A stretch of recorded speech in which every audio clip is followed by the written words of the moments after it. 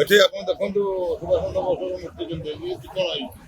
କିନ୍ତୁ ଏଇଟା ବି ଆଖି ପକେଇବା କଥା, ଯିଏ ବି ଆମ ଜାତିର ଇଏ ଥିଲେ ତାଙ୍କ ପାଇଁ ବି କିଛି କରାଗଲାନି। କିନ୍ତୁ ଏସବୁ ଗଛ ପଛ ଲଗେଇ ଆଗରେ ଯାତ୍ରା କରିବା ଏସବୁ ଭଲ ନୁହେଁ।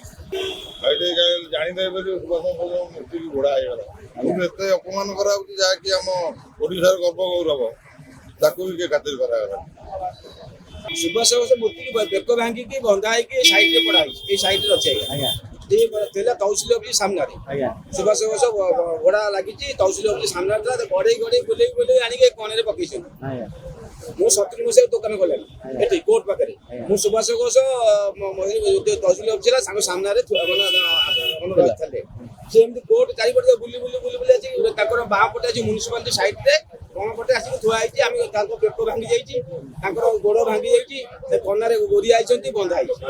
କେତେ ଦୁଃଖ ଲାଗିବନି ମାନେ ଗୋଟେ ଏତେ ଦୁଃଖ ଲାଗିବନି, ଏଇ ସବୁ ଜିନିଷ ଦୁଃଖ ଲାଗିବନି। ତାଙ୍କ ଯେତେବେଳେ ସୁଭାଷ ବୋଷ ତମେ ଗୋଟେ ଗଲ ଏତେ ବଡ ଫିଲ୍ମ କରୁଛ, ତାଙ୍କୁ ଗୋଟେ ସ୍ଥାୟୀ କୋଉଠି କରିପାରିଲନି? ଗୋଟେ ତାଙ୍କର ଆଣିକି ମେଲାରେ ପକେଇଛ। 1970 ମସିହାରୁ ସୁଭାଷ 70 ମସିହା ଦେଖୁ ତା ଆଗରୁ ସେ ସୁଭାଷ ଚନ୍ଦ୍ର ବୋଷ ବୁଲୁଛନ୍ତି। ନାଇଁ ଅଛନ୍ତି, ସେ ତହସିଲ ଅଫିସ ସାମ୍ନାରେ ଥିଲେ। ଆମେ ଦେଖିକି ଆଉଛୁ। ମୋ ପିଲାଦିନ 10 ବର୍ଷ ମତେ ହେଇଥିଲା, ମୁଁ ଦେଖିକି ଆଉଛି। ମତେ 65 ବର୍ଷ ହେଲା। ମୁଁ ଏଠି ହୋଟେଲ ପଟେ ଚାହା ଦୋକାନ 5 ଦୋକାନ ଖଣ୍ଡେ କରିକି ଚଳେ।